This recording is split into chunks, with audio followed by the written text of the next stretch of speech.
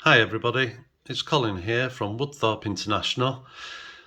Well, my system and itrains is now working. I had a bit of trouble getting the network to work.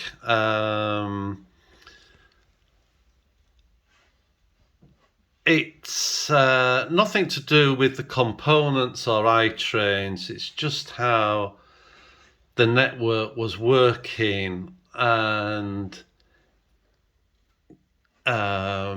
getting IP addresses right.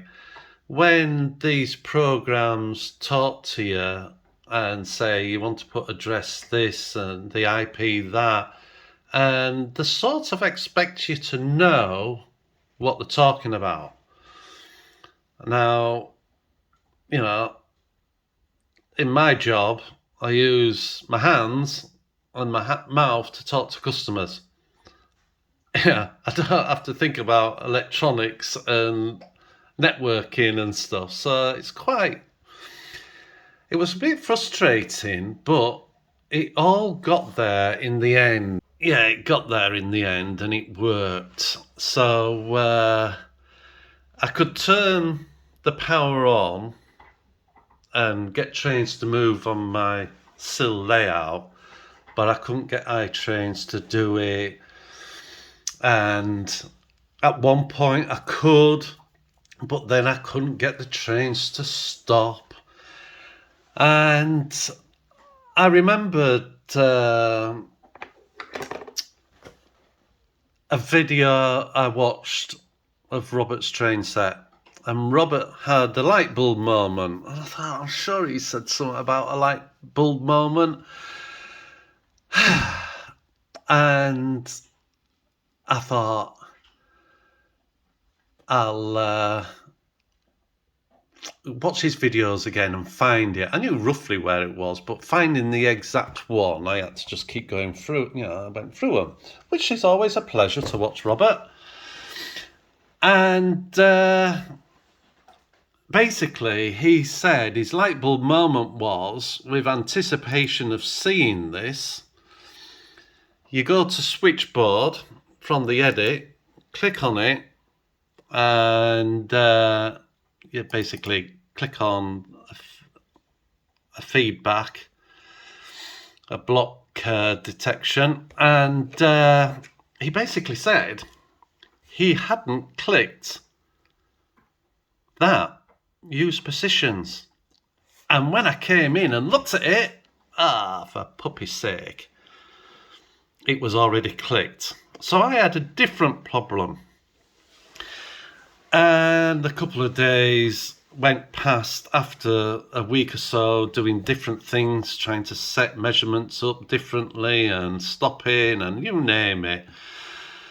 I was trying it. I'll just shut these down. I don't want to change anything because nothing's changed. When you get your loaded stuff, you have to program it into the network, and it all comes down here. And at one point, I've done something. I'm going to admit to. I'm going to do. I'll tell you. I'd named the blocks in an order of basically West 1, West 2, middle 1, middle 2, and then starting at that end, at the left, 1, 2, 3, and 4 east blocks. And I've only done West 2, middle 2, and east 4, which is the right hand side closest to the edge of the sill. And when I put the wires to it, I put it in 1, 2, and 3. And I thought that was an issue. So I actually put them in what the blocks are. because when I actually looked onto the computer, it was saying West 2 was in block 2. So I actually had West 2 in number 1. So I moved it to number 2 and so on. As you can see, it's saying there's a training 4, which there is, the class 28. And then I did the others, but that didn't make any difference. But I had this sudden rush of blood to my head and a light bulb moment. And when you click on here, where is it? I can't remember. No, sorry, not the booster. The S88 command. I hadn't put an address to that. Now, I had read that you can name it, but I didn't know it was that crucial. And then I thought, it actually said, in all fairness, it said here when I looked, and it had a list of more blocks ready for you to plug in, but once you name your first one, it does away with them. It said, unknown address. Well, I tried to find the address.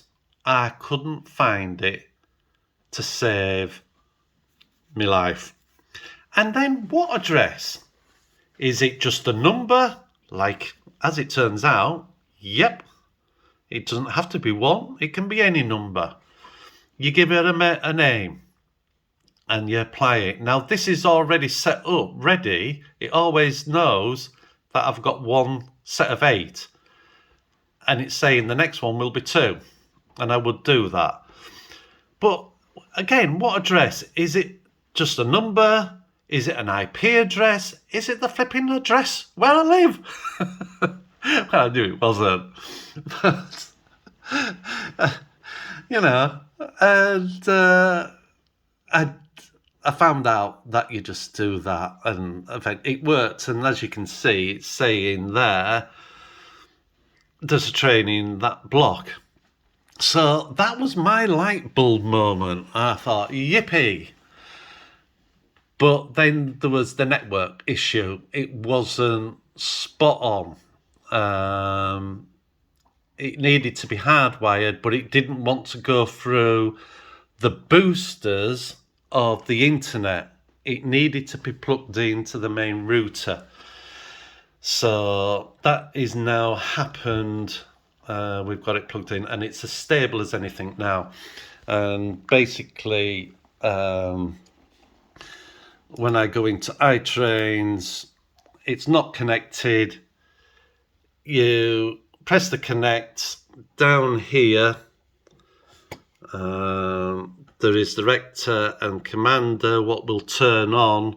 You can double click on them. Go away. You can double click and 1 click to turn off. Or you can just click connect. They turn on and they are go. They are ready, and that green light is there. So if I press the disconnect button, it turns it off and it's saying click it to connect it. And as you can see, they're not on. So yes, I am up and running and learning about itrains. I'm very excited by this because this is a stage I wanted to get to learn how to use it and to do movements with multiple trains on. I've got to now wire the rest of the blocks up. I have another colour coming because I only had the right wiring 1 colour. So I've got some more wire coming today because I only had this green wire, which is the correct amount of strands and size and everything, and I want to use the correct one. And I just put a bit of blue tack and wrapped it so I know that the blue tack goes to the top line and the colour wire what's coming is going to be blue. So that's another thing I can do, getting all the rest of the blocks connected up. Then I've got to learn how to change the points with that. That'll be good. I'll remember to give the N one an address number, because I bet that needs one as well. Anyway, it's all good fun. It's exciting. So I'll just show you a first movement, and I'm going to set the first loco up with the speed steps, and I'm excited about that. So on with the video. Well, I'm just doing my first speed measurement using itrains, because it's easy to do it with this. I thought it was going to be quite complicated using 3 segments of track, but as it turns out, it doesn't matter what the length is, as long as it's got a runoff at both sides for it to stop the motion. So at the moment it's just doing the forward at step 20. Now I am changing my steps to 28. I've been advised that's better, and both James at DCC Train Automation and the guy who designed the Lodi equipment, he said the same, it would work better. And as you can see, it's at different speeds. It's amazing how much difference there is. The maximum for this loco, which is a class 28, is 75. Now I've got it to 75.27 forward, but backwards is that. It gets a bit closer, does the backward speed in the next one, then a little bit further away, but at the step 22 it actually runs freer backwards than forward at that particular speed. And as you can see, it's just going backwards and forwards.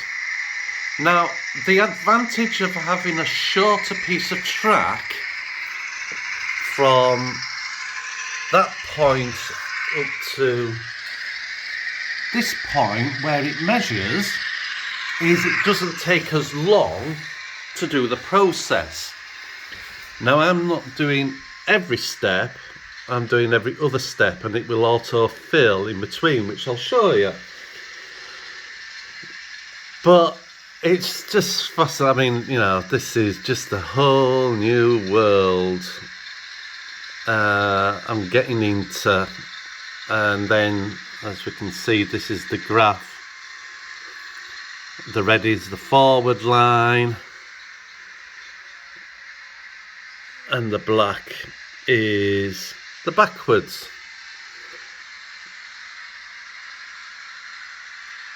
So now it's doing the forward one at step 14, which is that amount of movement, but the speed is 24 miles an hour. So it's really fascinating. Again, step 16, it's freer going backwards than it is forward. Well, this, you know, like I say, this is ace. Now I was going to use my measurement tunnel, what you've seen before, but I've decided to listen to the advice. Just because you get advice, it doesn't mean you have to do it, but really these people know what it's about. And it's all to do by using the equipment you're going to run it with, what voltage it gives out at different speeds and stuff like that. What he said was all made sense. So it's now coming back, which on the way forward was 19.63 miles an hour. You can do it in kilometres. I like to work in miles per hour. I'm still old. Well, I am old, never mind, still old. See, the engine again moves freer at step 12. And I think that's fascinating. Now, we can't see it with the naked eye. That is 0.64 difference. But, you know, it's great that the machine is working it out.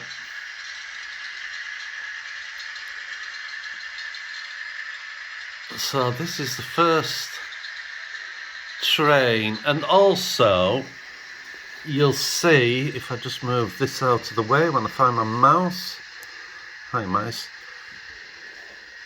This is a Railcom train, what I've said before, and you can see the feedback sensor tells me what the chip number is. You just put it on the track and it puts it there.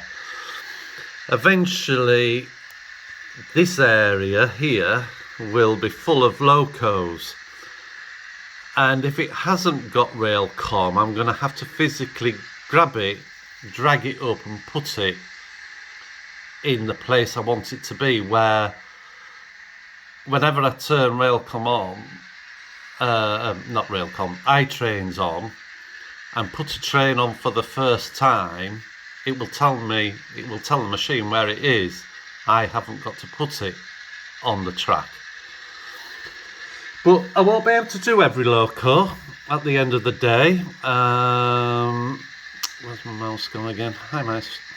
Hello. What speed are we doing now? We're doing step 8. So not many more to go.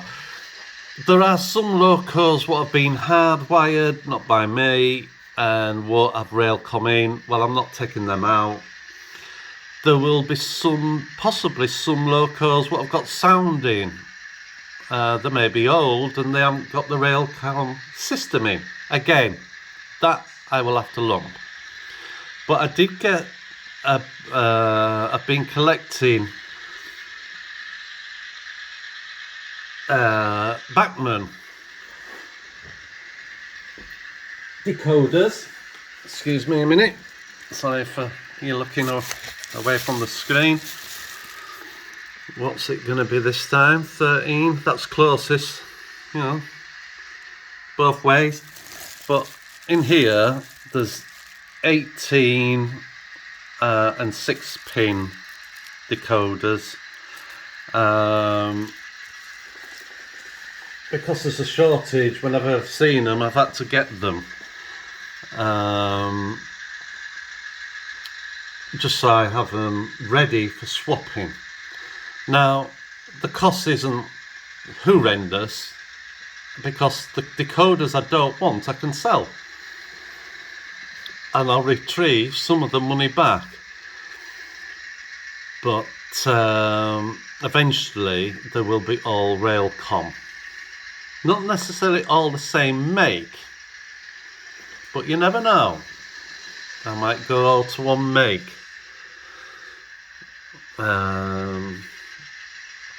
So we're coming back at step 6, doing 10 mile an hour. I'll just show you what the 10 mile an hour looks like.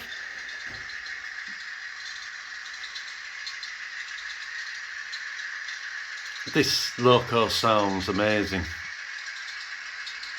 All the different little running noises it makes. It's fantastic. So where are we now? We're Out of that one, we're in the middle block. It's coming out of it, and now it's in there. And that going backwards again was 10 miles an hour, but a little bit slower. So there's only 2 to go.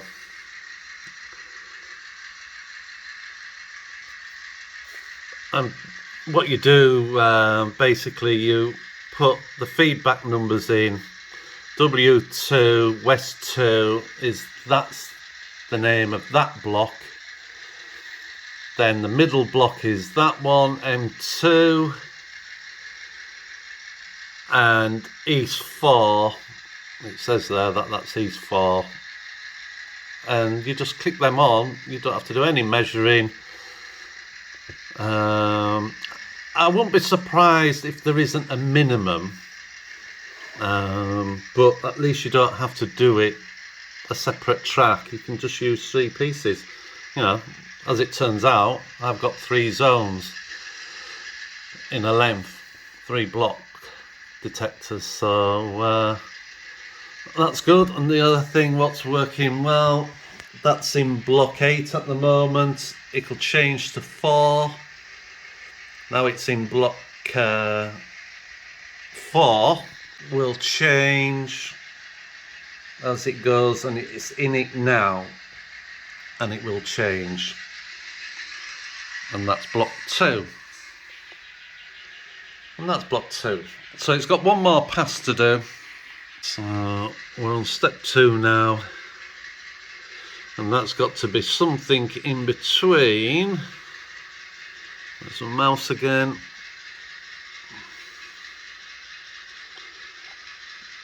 Two mile an hour, which is the first setting, and 9. And that's the 9 mile an hour. It's interesting that it determines that the lower end, they get a bit closer for some reason, number 4 and 6, but the machine knows what it's doing.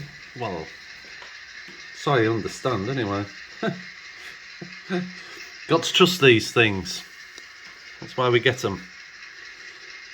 But the handset I've been trying, and it runs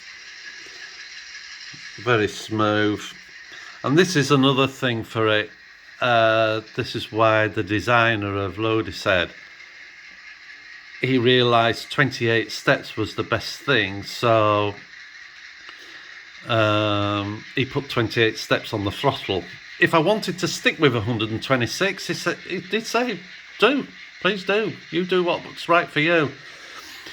But as you can see, the train, well, you can't see, but it's just gone into block 2, and it's going from right to left, and that's what it's saying. It's going left and backwards, because it knows which end is front and which is back. And that's another thing for the Rail-con. So it's coming out of the last block. And in a second, let's put it up. So now what I just go down to here. I just have to move the screen up. Good, trying to move stuff looking through the camera. And then you just press apply, and all those blanks will fill in as quick as we can click the button, basically. That's it. So that is now set. So now when I move it, I know so that each, what each step is doing on itrains. So that's that bit. Now I'm going to move the train for the first go from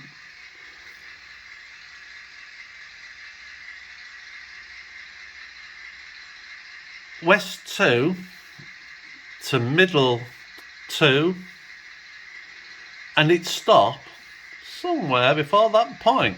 That's the plan. This will be the first automated movement I've ever done myself. In fact, I don't think I've only seen it on actually different people's layouts. So this is going to be my first, and I will show you it in action. Just before I do show this train moving, what you have in Edit is a list of all the locos you've programmed in. Now the top 3 are what's supplied with itrains for you to use simulated on a track plan they give, or on your track plan.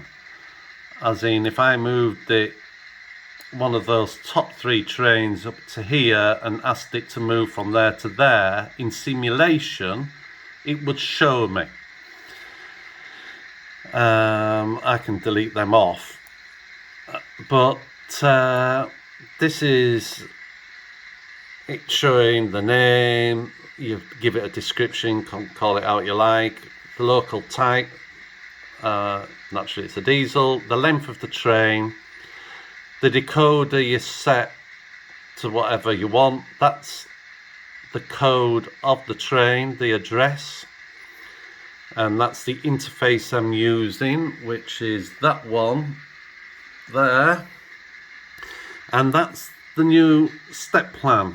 And if we just move it up again, this bit, so you can see, it gives you the 28 steps there and the top speed there, and that's all those settings which you saw me save.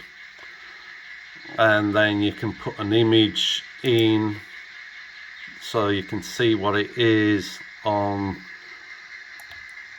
this list, which you then drag up and do things with, or if it's Railcom it'll appear. That's your speed, the functions, because it's a sound, you put all your functions in there, calibration, configuration, sorry, that's your decoder settings, what they want you to, you have to alter, because you have to take off momentum and stuff, so itrains picks it up, but you do leave a little bit on. I've already done this, and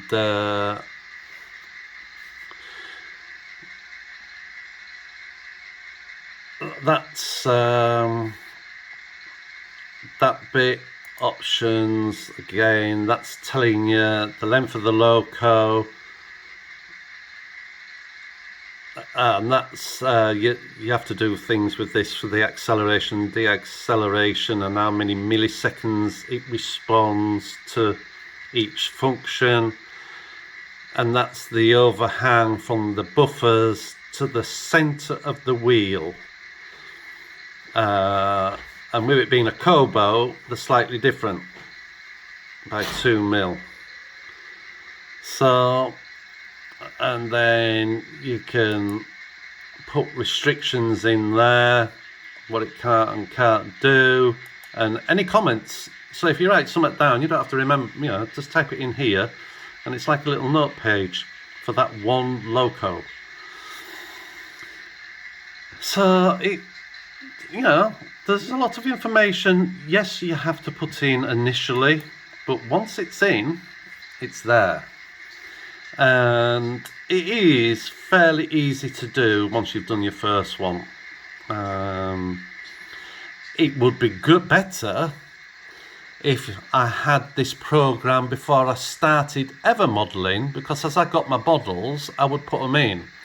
Now I have to put all the locos in to run it on the new layout with this system, but at least I'm growing the layout side and writing all the blocks and the feedbacks and stuff like that as I build the layout. So that is one thing what is an advantage than having it built and then decide to go to itrains. It can be done. And I always watch Robert's train set, and when he went on to itrains and he had to change his over, he did a fine job, but it's harder for him. It was, you know, fiddly, where building the layout and adding everything to it will be, you know, will make it easier. So on with this movement. Right, what you do, you put in the route editor the route you want to do, and I'm going from west 2 to middle 2. There's only 2 blocks, and it's going to wait when it gets there. It's going to wait 30 seconds, and you tell it to do things in here. It's 100%, it's going to stop at that, and then you've got your seconds. It's going to wait minimum and maximum, so it could guess every time it goes to it. It could be different, but it's set at 30. I've just left them for now. So that's what you'd do. You would apply it, and then it goes into the memory up here,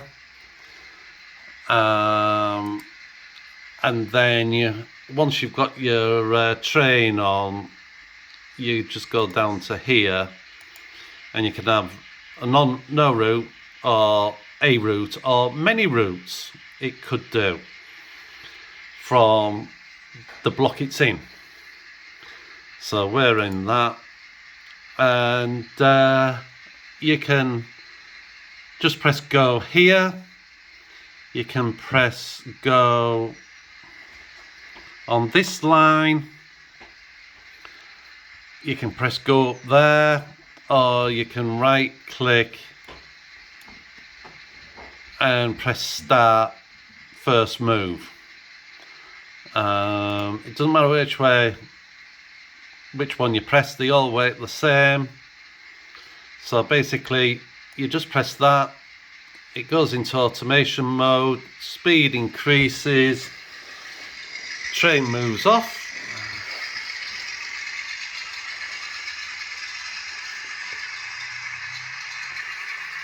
and it should stop somewhere in that area there, because that's what I've asked it to do. Oh yeah, just there. Just before I go, can I just apologise for some of the film where you're getting a lot of wavy lines when looking at the screen. I do apologise about that. It's just, you know, sometimes it doesn't get a good clear angle at it, and that's down to me, I'm afraid. Sometimes I have got it right and sometimes I don't, so I do apologise for that. So have a very happy Easter, and look forward to watching your videos as always, and I'll speak to you in the next video. Bye for now.